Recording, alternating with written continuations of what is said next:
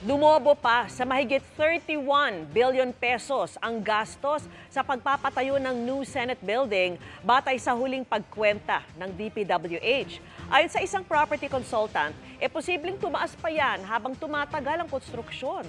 Nakatutok si Mav Gonzalez. Ngayong Enero, isasapinal ng Senado ang plano para sa new Senate building na minsan nang tinawag ni Senador Alan Peter Cayetano na pinakamahal na gusali sa Pilipinas. Sa huling komputasyon ng Department of Public Works and Highways, aabot na sa 31.6 billion pesos ang building cost. Kung i-compute sa total floor area ng new Senate building na mahigit 130,000 square meters, lalabas na mahigit 240,000 pesos ang gastos kada square meter.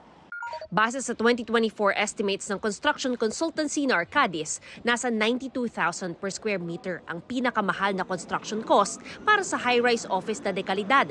Nasa 91,000 per square meter naman ang pinakamahal na fit-out o yung mga disenyo sa loob kasama ang mga pader, sahig, kisame, plumbing at iba pa. Kung susumahin, nasa 183,000 pesos per square meter ang construction at fit-out cost para sa pinakamagarbong opisina, pero hindi pa kasama rito ang gastos para sa basement parking. Ayon sa property consultant na si David Lee Chu, depende kung usable space ba o construction floor area ang 131,570 square meters para masabi kung reasonable ang halagang gagastusin dito.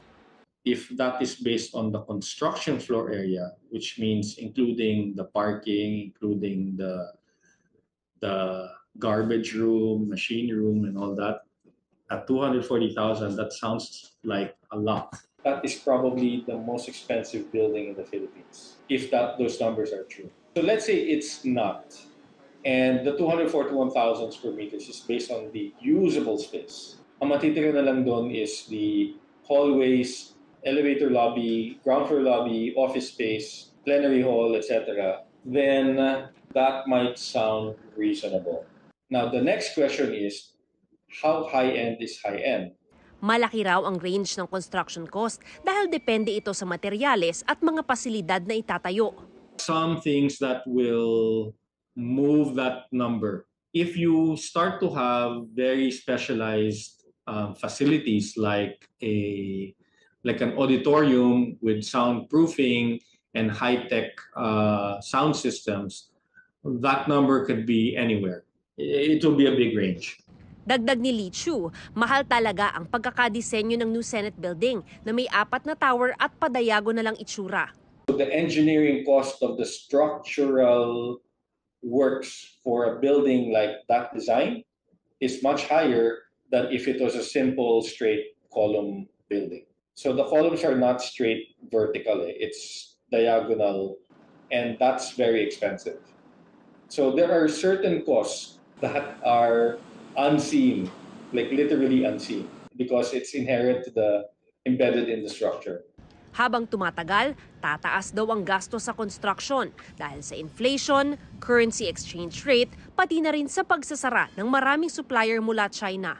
I think value engineering is always possible, especially when they haven't completed the building, and I suppose they haven't completely purchased all the materials. That cost is dramatically changing because we are now in the most expensive part of the building, which is the finishing, where finishing material is almost 100% imported.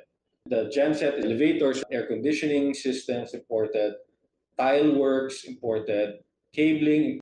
Actually, it started with the glass.